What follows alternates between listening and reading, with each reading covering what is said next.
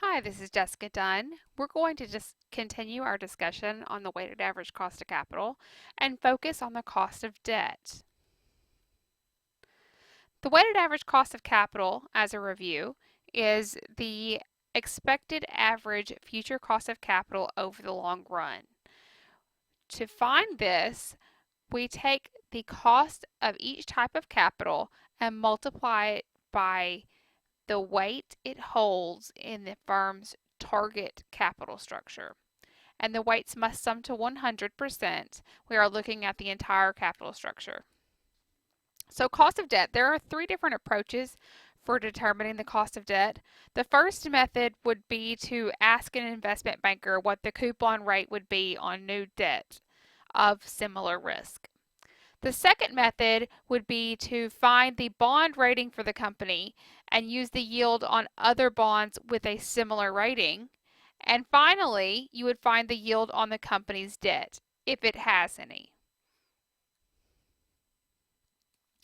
So if we have a 15-year, 12% semi-annual bond that is currently selling for $1,153.72, what is the cost of debt?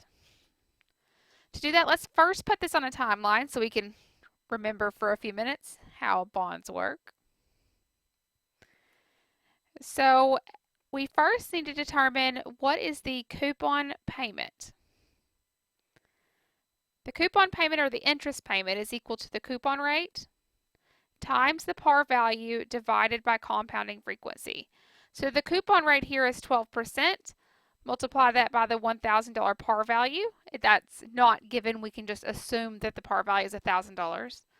And divide by 2. So that gives us a $60 interest payment every 6 months.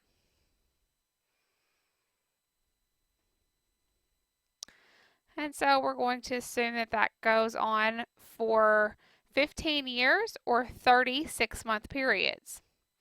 So you're going to receive $60 every 6 months. You're also going to receive $1,000 upon maturity. That is the par value. So the par value is equal to the face value or the future value. That's $1,000. N is M times N. We have 2 compounding periods per year times 15 years. That gives us 30 periods.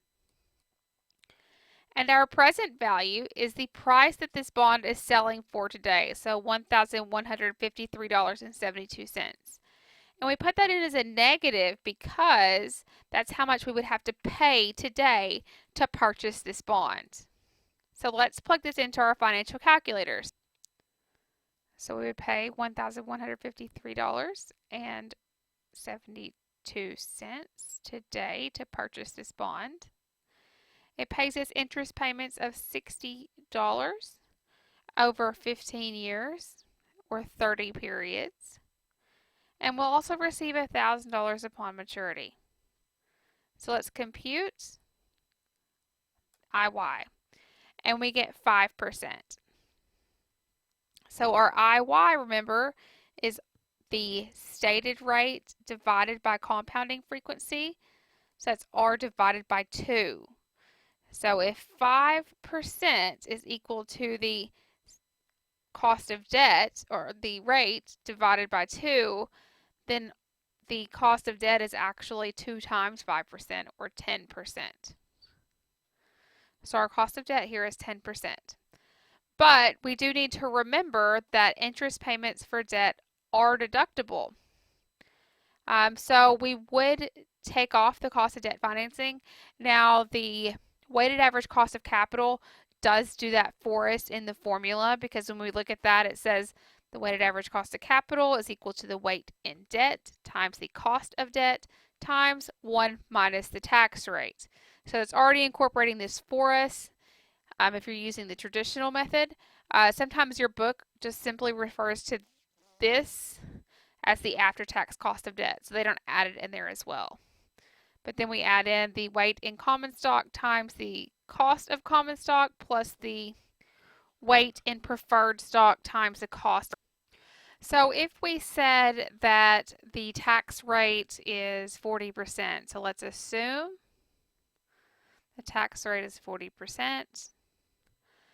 then the cost of debt after tax would be the 10% we just calculated times 1 minus 40% to give us a 6% after tax cost of debt. Now, we don't have to factor in flotation costs because they're generally pretty small.